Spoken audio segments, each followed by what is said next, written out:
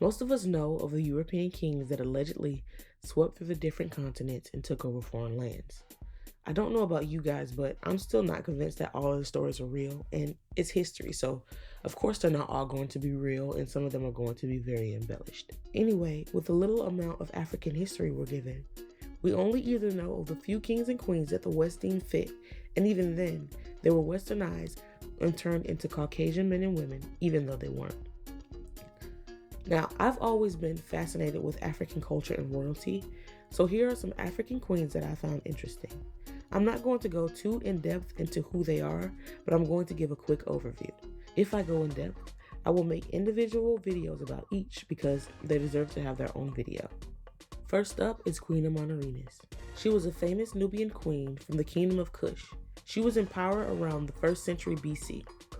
This was around the time the Roman Empire was being the Roman Empire and going around taking everything from unsuspecting and less powerful nations. Queen Amanirenas wasn't fazed. She, in fact, successfully led the Kushite army against a series of unprovoked Roman attacks. Her leadership and victories were the reason the Romans couldn't get a stronghold in northern Africa.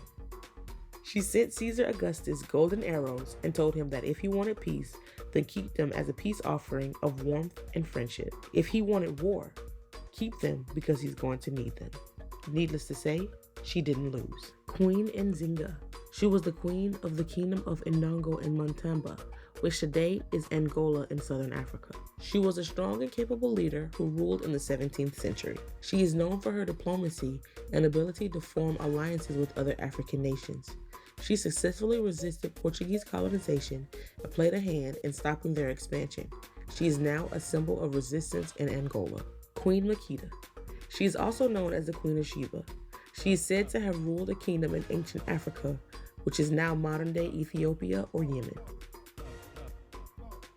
According to tradition, Queen Makeda visited King Solomon in Jerusalem, and she was extremely impressed by his wisdom and wealth.